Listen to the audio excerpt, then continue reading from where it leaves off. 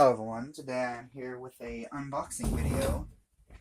This one was actually delivered by FedEx, so it came earlier in the day than most packages do.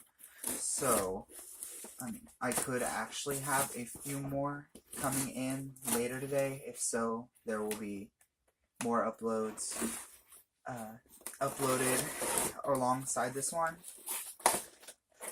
I actually need to check tracking though, just to see what's coming. So today, my new Proline Primes that I purchased have come in. So that's awesome.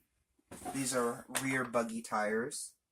And if you watched my RC car collection video, at the in part 1 I mentioned that I had bought a LiPo charger.